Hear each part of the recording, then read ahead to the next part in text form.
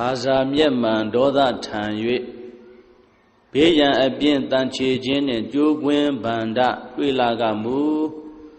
မောရသုတ်ပင်ပရိတ်ဝင်ကိုကြည်လင်ယိုကျိုးရှိခိုးပြုလျက်နေထွက်နေဝင်ရွတ်တုံစင်လောလို့ဆိုတဲ့အတိုင်းအချုပ်အနှောင်ဘေးမှကင်းဝေးစေရန်မောရသုတ်တံကိုရွတ်ပတ်ပူဇော်ပါမယ်။ဩရိတံဘောရိတံပါရေနိဗ္ဗတံမောရယောနိယံယေနတံဝိတာရခမာတတ္တဝနေစရာ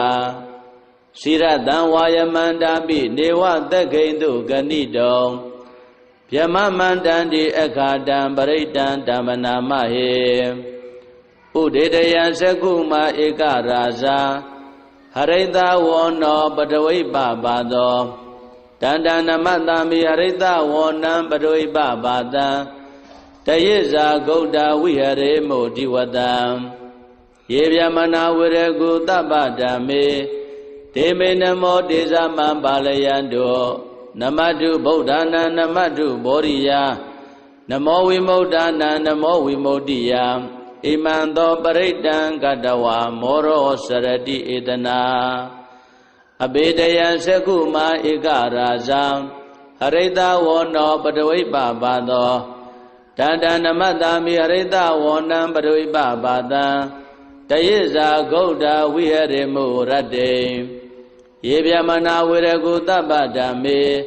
ဒေမေနမောတေဇမံပါလယံတောနမတုဗုဒ္ဓနာနမတုဘောရိယနမောဝိမု ddha နာနမောဝိမု ddhi ယဣမံသောပရိတံကတဝါမောရောဝါသမကပ္ပယိ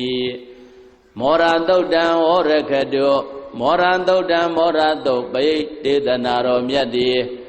ဟောတုံမကံပယိတယစိတ်ဓာကြည်ပြုနာယူကြညာတဲ့မျိုးကောင်းသားမျိုးကောင်းသမီးတို့အားရခတုကိုလည်းကြမ်းမာစိတ်ချမ်းသာ၍အချုပ်အနှောင်များစွာဘေးကင်းကွာ